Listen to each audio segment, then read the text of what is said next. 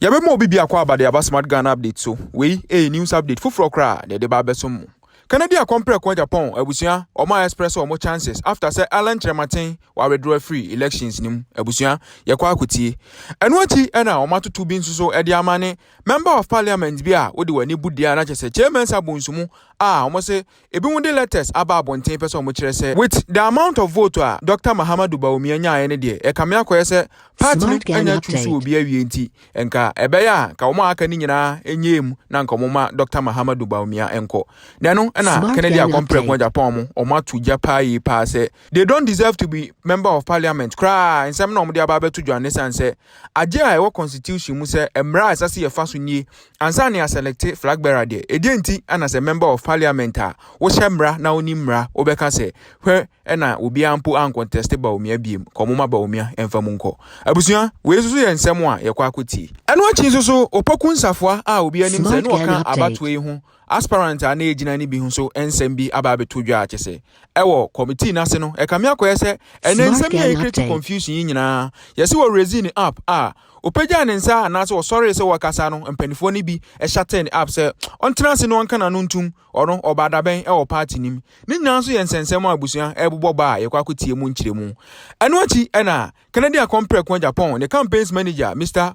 Kwame Owusu one Evans Nimakon ono no ye director of elections ema MPP omo so e dia face so pa ni nyina e defense e kamia koyese Evans Nimakon o defend se emra na omo de aba no eno ano no no ono so e de mra no e to wo kire se ensem na wo ka no o struggle na nya de se ensem na wo ka ne make sense wo ba bia eno na Evans Nimakon e ka che ne se o de o mia na no na nkomu nhia no mo discuss ne bre e wo dem enso so Mr. Kwame Owusu aka che ni straight say omo be share discuss dey but omo kan inside na say omo pia bonten na say mfa omo be pia bonten aba beka ama obi atibi dey ekoso esan say omo mpene ama obi a ensisi wo mo abusua we ensem a yabo ano a yepese yebekọ ni akwa akotie yeba yebeto aso pepe ne ensem ni nyina esitie going forward no can the chances to say very bright.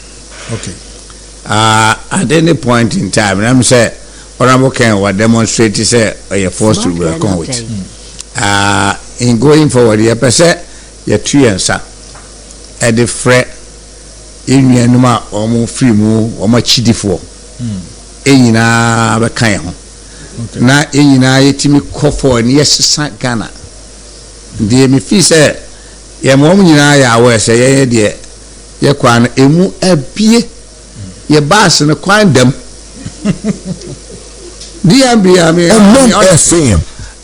Vice President can I am the can't be say I am because can I am ministers of state will be a district, chief executive will be a district, will be a chair a doye. We are constituency executive that she only can't say, you are 1 year in a year. 1 year in a year.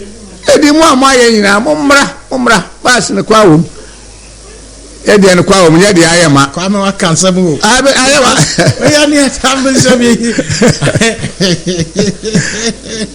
ebi am gro faje ajengo kwa kachiri aba obada so abete ayema na me kachiri bi aye de ende e kwan dem wo ba e be mu obi adwuma vice president kwa area be man adwuma because yatis memetetia nipa ankura na won be di vice president e wo vice president wo mu toksoro anu kwai ma eri yi wo mu kwa ase a chief executive be yi bi edi because be numa kosoro ya say yi wo ma perform edi ye invite nipa and I can assure you above every joke we are winning. We are going to win. Say hopefully the grassroots understand one more and easy. Na me pisa ene mesi so nyina yenim ene wo mso wo munim and wo mso me form wo adwen say say na game eye and ye wa rehemu pa say ye ba ni abema adwuma abu ye ma chiche sika ye be ma adwuma abu no bia atimi anya bi aye say di sika da bia no wo mo so me na kwatrekwa so be man to tini din sankofo pi o mu mi adwuma da en be adwuma da the payroll for so long and the visa here the kasi e be ya the obi amra media chi e kwa down bebrebe It will be Amra. You invite you Alan Shematin, so she on Kobio. Shematin Agyapong, watch Agyapong, so on Kobio. Then Kofi na ye bass no kwadem. Umrami en gogging girls, so check.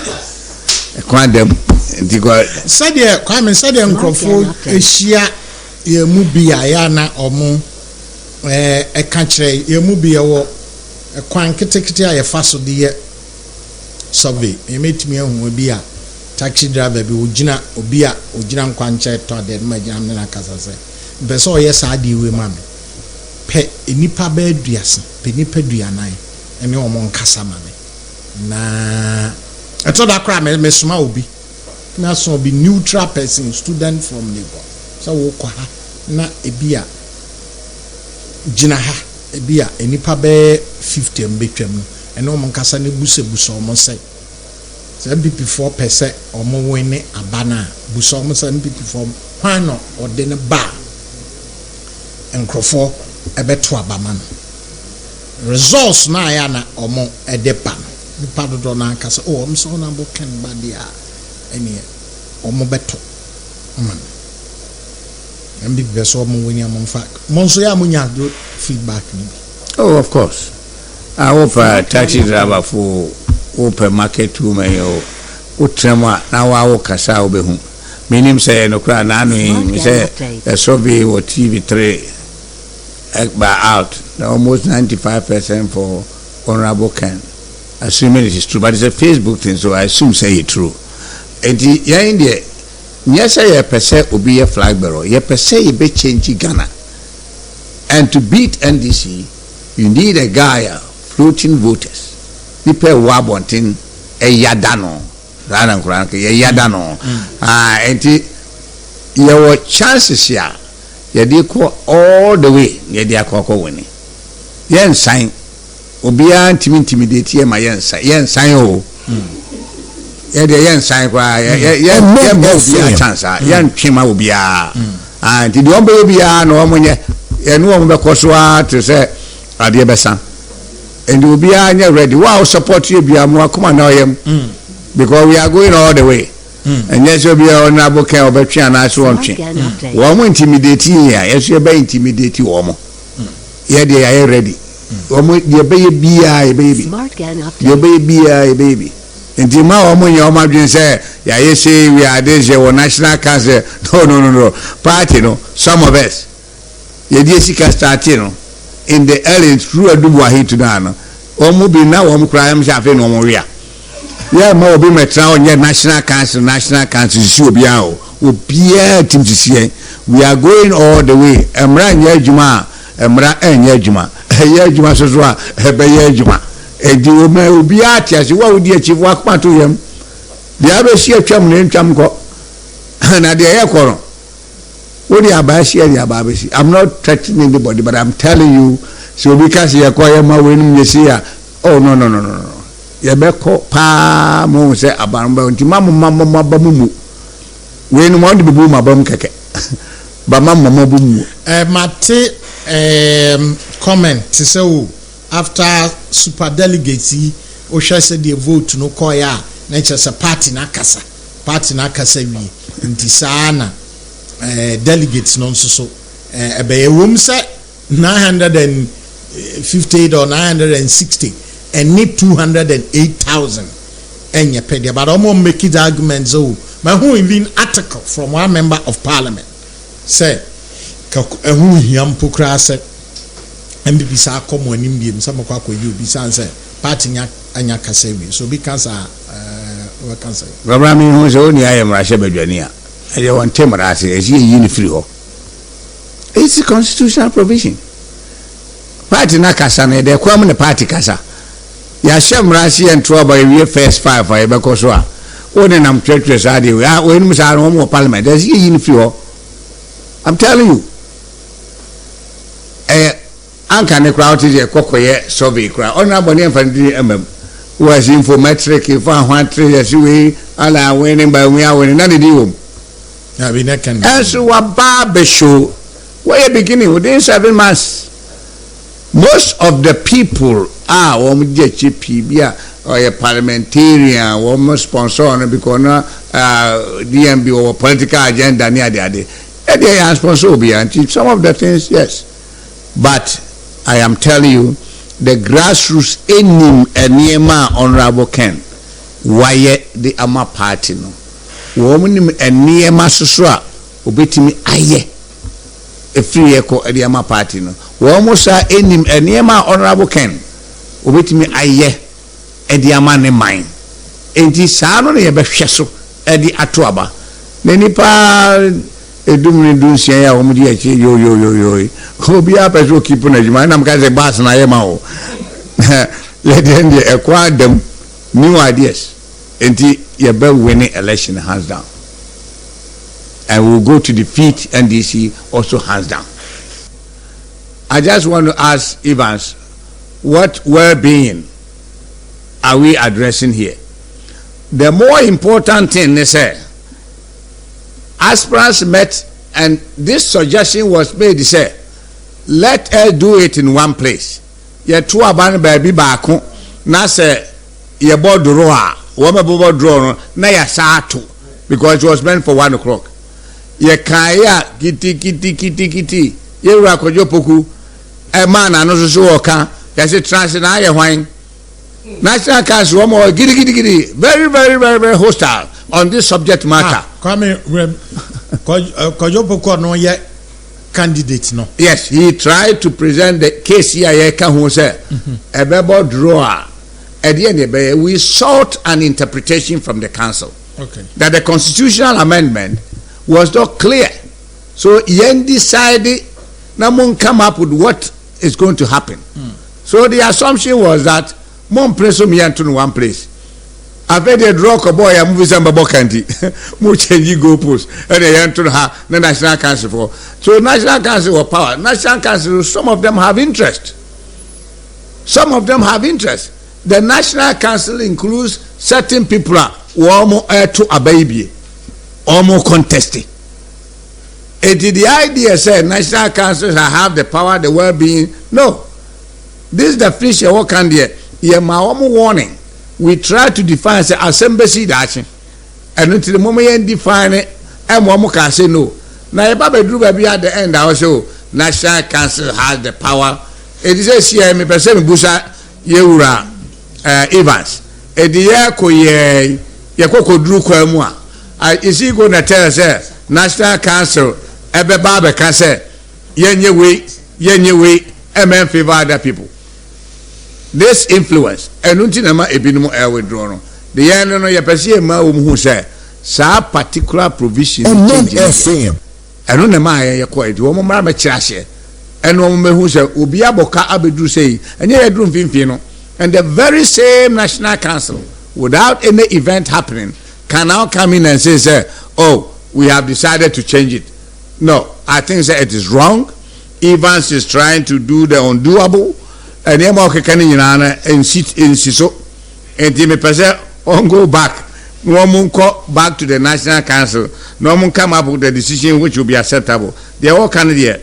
Babra and Tasumu cra prosini ye omrame will be obema bibi ahunu nkrofo enu nti ne disa rule to na se atosinia wo mun chemu atosin amanfo yagitumu number 25 or so she say but ekoya will be a pra ana will be awiem ana obi ayese nti yesesa no na omo ma sa decision no and explain and clear yen they are me feel say they are doing the wrong thing womo entry sign as a set womo twi sign na ma peace ba party no mu kwabra me da se wo that's nsan sorry no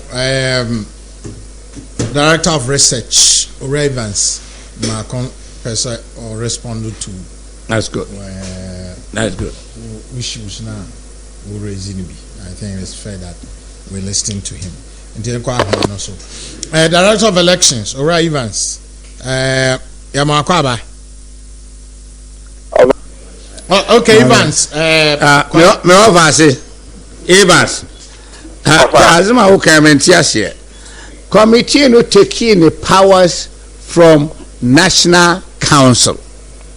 Okay? And so it reads here that the National Council overrules. So I'm just wondering, it says the National Council also overruled Regulation 27 of Published Guidelines. National Council. Report National Council. National Council can adopt in whole. Obetumi I revise it. Obetumi I review. You are the bebano and then they final. That is what happens when you are running the party. No, that is a problem. No. Evans, the problem is that National Council is overruling what? You are a committee. Well, there were two issues. Let me advance my case a little bit. Let me advance my case to the public. I want to advance my case. The National Council made a rule, which is through you, because you say you take your powers from them. Whether when you go to buy election forms, natural say ubeyese ya. You buy negotiation, no. Samuka say yam print you say ya. Obibe cutting losses. That is what we are saying. Just because the original document can't say. Nayaba Obinim atnasi. Put down. Miss slow down. Because me come here, Mama wa carry, Mama slow down. Miss Low. Why is the National Council overruling? They overruling what? Who? It was they made the rules. You have your powers from them, and you agree with us. Now you are saying, electoral commissioner. No, this is an internal election. So presumably, it has to be run by the party. For fairness, we decided to surrender, which I must congratulate you. You guys did an excellent job. But for you to come up and make this statement for nothing that has happened, we begin to feel that there are worse things to come. Because at the end of this year, National Council can decide. So you decide will be the Sika Koshadi,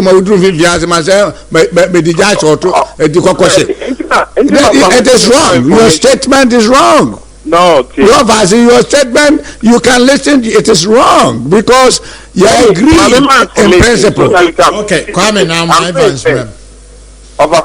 I'm saying, the National Council committee. Na committee at the airport command National Council. National Council between a report in whole. Obetumi so a review, baby. Into which report? Evans, which report? I'm saying, say National Council is the report from a committee here.